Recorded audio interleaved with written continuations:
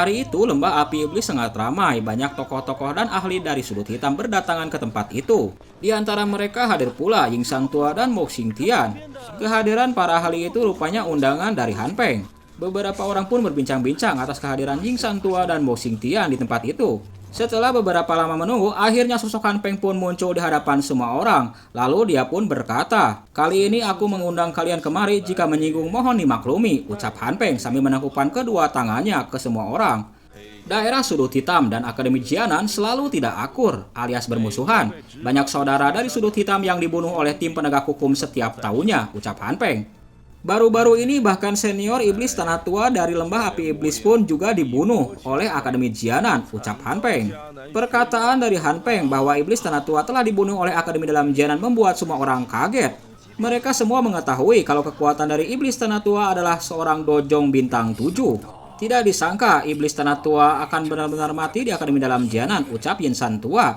Mo Xingtian pun menanggapi ucapan dari Yin San Tua, jika bukan karena dilukai oleh Xiaoyan yang terlebih dahulu, berdasarkan kekuatan dari iblis tanah tua, tidak ada masalah untuk kabur dari serangan tetua Qian dan tetua Bai, ucapnya.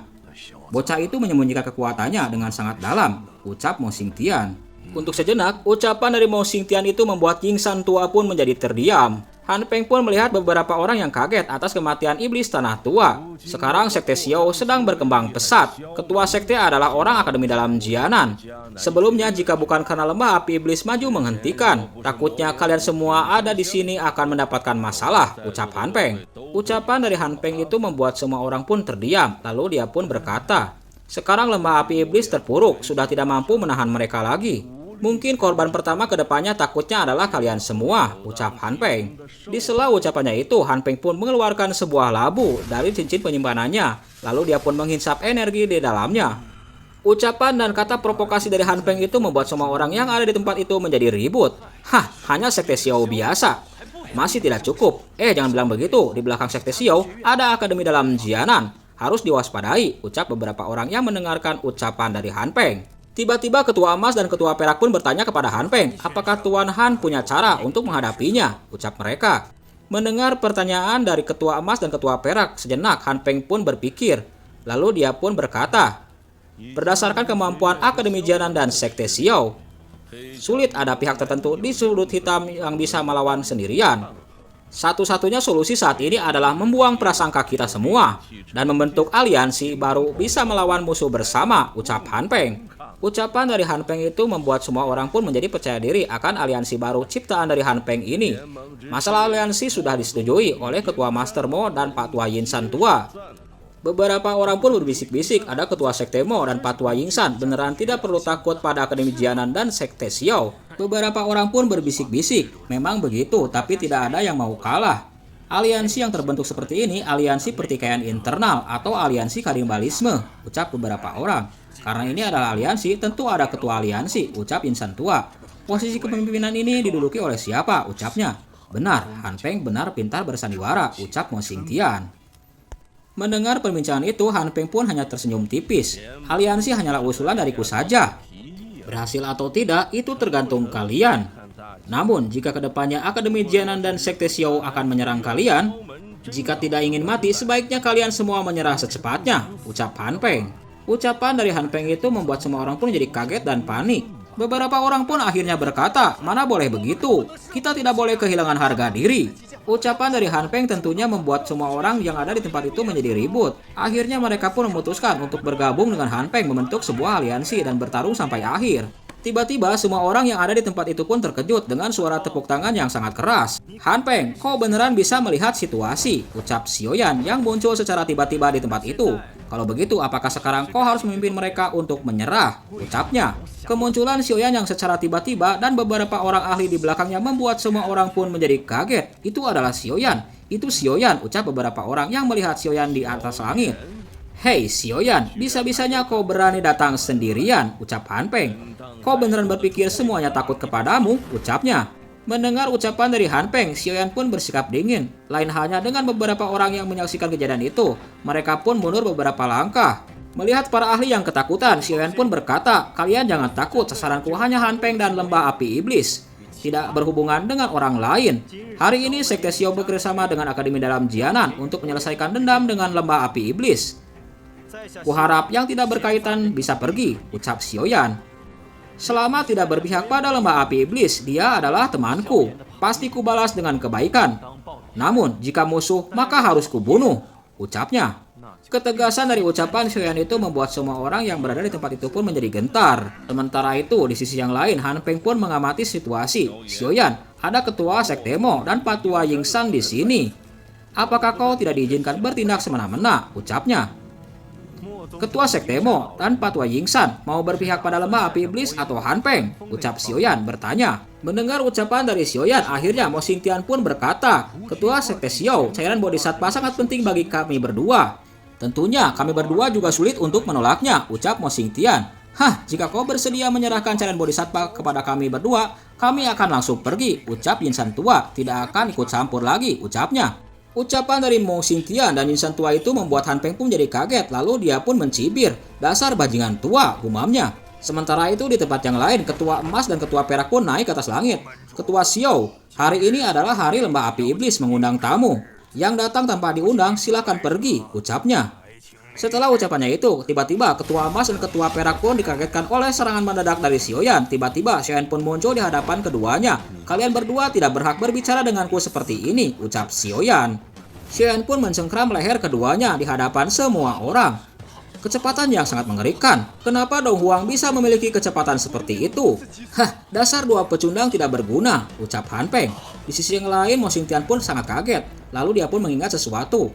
Lalu dia pun bergumam, bisa-bisanya aku ditipu bocah ini, ucap Mo Xingtian. Sementara itu di tempat yang lain, ketua emas dan ketua perak, ketua Xiao, mohon berbelas kasihan, ucap mereka. Xiaoyan pun hanya menanggapi dengan acuh tak acuh ucapan dari mereka. Hanya sedikit tekanan lengan dari Xiaoyan saja, maka kedua ketua emas dan perak itu akan meninggal seketika. Namun pada akhirnya Xiaoyan hanya bisa melempar keduanya. Ketua emas dan ketua perak yang ditangkap oleh Xiaoyan lalu dilemparkan, hingga tidak berdaya membuat semua orang pun ketakutan akan sosok Xiaoyan. Lalu Xiaoyan pun berkata kepada ketua Mo, ketua Sekte Mo, ketua muda masih koma kan? Ucapnya. Mendengar ucapan itu, Mo Xingtian pun menjadi kaget. Lalu dia pun berkata, putraku keracunan, itu ulahmu, ucapnya. Pada episode sebelumnya, dokter peri kecil berhasil meracuni tubuh Moya, ketua muda dari Sekte Kaisar Hitam. Mengetahui kalau anaknya telah diracun oleh Xiaoyan, Mo Xingtian pun menjadi marah, berikan obat penawarnya, ucapnya. Aku bisa memberikan obat penawarnya. Tapi masalah di antara Sekte Xiao dan lembah api iblis. Tiba-tiba Han Peng pun menyela, ketua Sekte Mo, jangan terjebak, ucap Han Peng. Setelah masalah ini berakhir, aku akan menawarkan racunnya, ucapnya.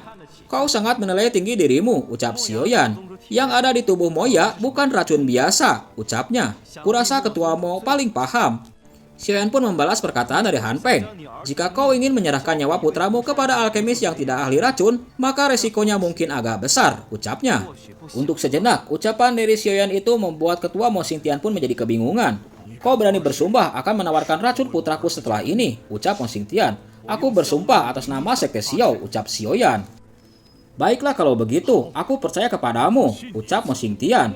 Ketua Sekte Mo, dia jelas-jelas memprovokasimu, ucap Han Peng.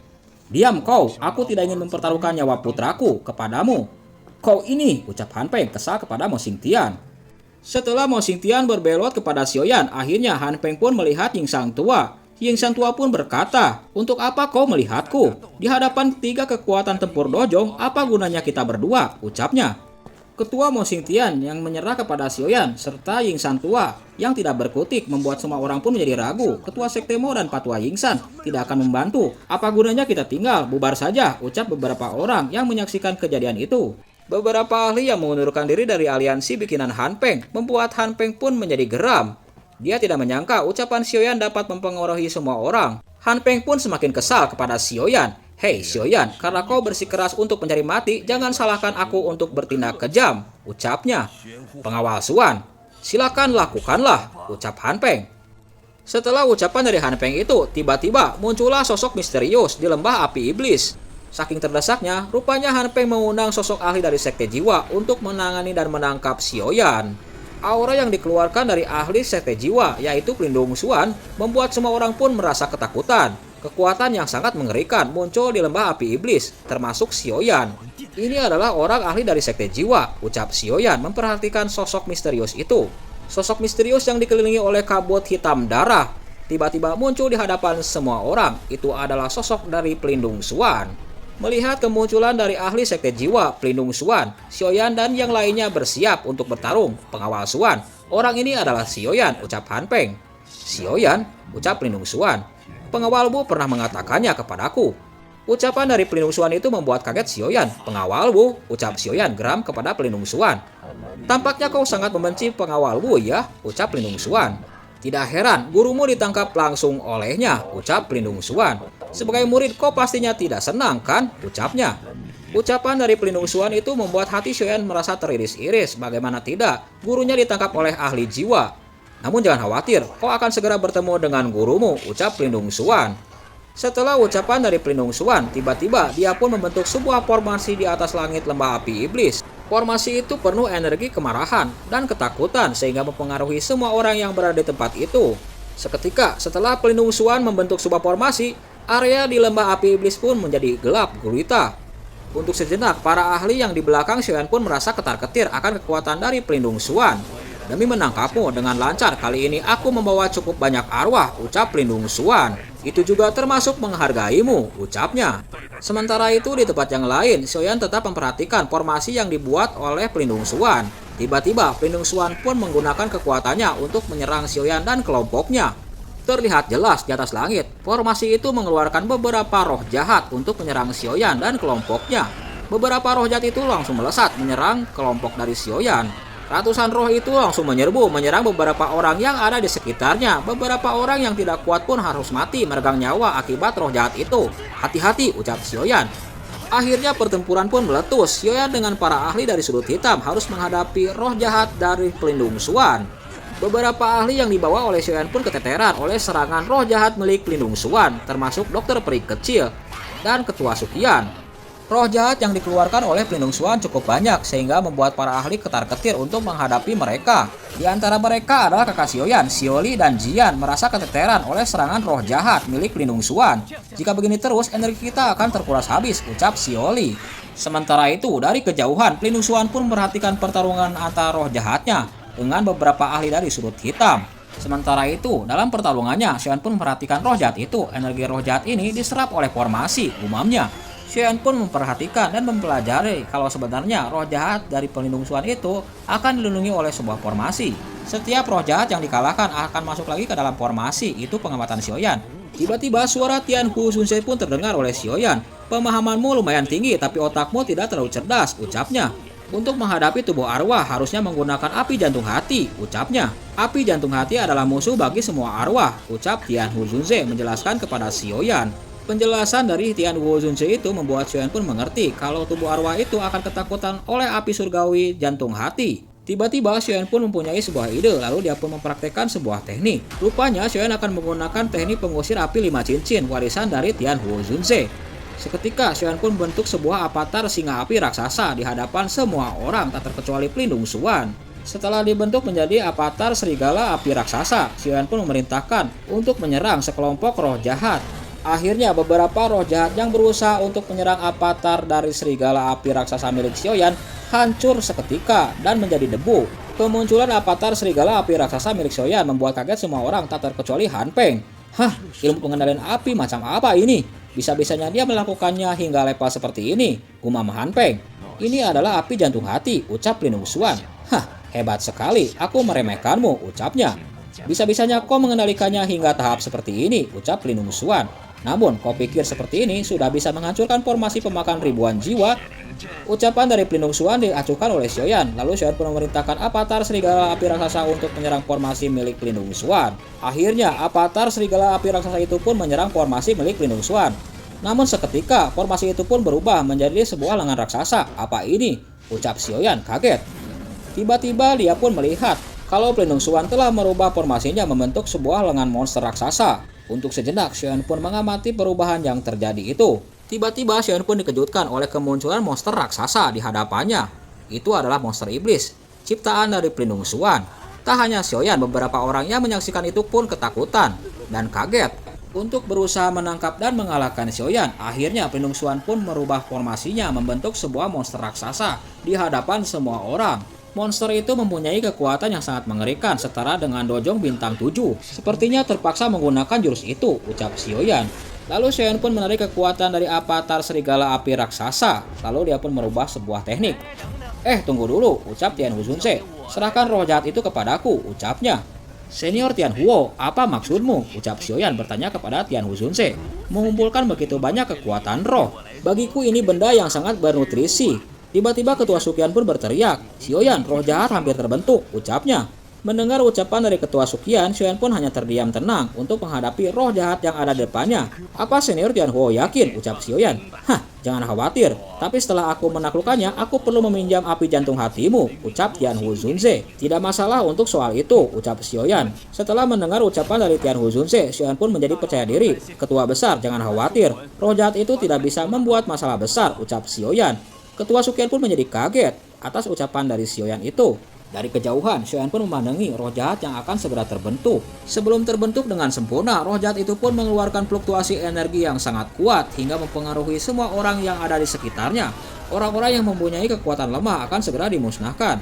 Kejadian itu rupanya tak luput dari pandangan Xiaoyan. Bisa-bisanya mengandung aura pembunuhan sekuat ini. Roh jahat ini ternyata memang kuat, ucap Xiaoyan. Di tempat yang lain, pelindung Suan pun tertawa. Hari ini kalian pasti mati, ucapnya. Di sisi yang lain, Xiaoyan pun melirik rekan-rekannya. Roh jahat dari pengawal Suan, serahkan kepada aku, ucapnya. Ucapan dari Xiaoyan itu membuat kaget semua orang. Hati-hati, ucap dokter peri kecil.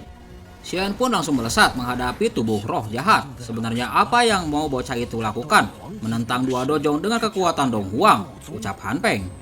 Benar-benar cari mati, ucapnya. Pelindung Suan yang melihat Xiaoyan yang akan menyerang, dia pun berkata, ternyata memang cukup sombong kau ini. Hei bocah, ini adalah pertama kalinya aku mengumpulkan roh jahat. Hati-hati, hari ini aku akan menjadikanmu sebagai kurban, ucap pelindung Suan. Sementara itu, Xiaoyan pun akhirnya mendekati tubuh roh jahat dan berusaha untuk menyerangnya. Akhirnya, Xiaoyan pun mengeluarkan Suan besarnya untuk mencocor tubuh roh jahat itu. Xiaoyan pun menyerang secara membabi buta dengan kekuatan pedang Suan besarnya. Dia berusaha untuk melukai monster roh jahat milik pelindung Suan dengan kekuatannya. Ketika Xiaoyan berusaha untuk menebaskan Suan besarnya, tiba-tiba dia pun terkejut. Sosok monster roh jahat telah berada di belakangnya. Xiaoyan pun kaget dan tak bisa menghindarinya. Akhirnya Xiaoyan pun ditarik paksa oleh mulut monster roh jahat itu. Xiaoyan yang ditelan bulat-bulat oleh monster roh jahat milik pelindung Suan membuat semua orang menjadi kaget. Mereka semua tidak menyangka kalau Xiaoyan akan dihabisi begitu cepat. Bocah ini adalah akibat dari kesombonganmu, ucap pelindung Suan. Setelah berhasil mengalahkan dan menangkap Xiaoyan, akhirnya monster roh jahat itu pun mengalihkan pandangannya. Ketua Sukian pun berusaha untuk menenangkan dokter peri kecil. Monster roh akan segera menyerang, namun tiba-tiba sesuatu pun terjadi. Seketika monster roh jahat itu pun mengerang kesakitan. Dan tiba-tiba tubuh raksasanya ambruk di hadapan semua orang. Mereka semua tidak menyadari kalau Xiaoyan di dalam tubuh monster roh jahat itu sedang berusaha.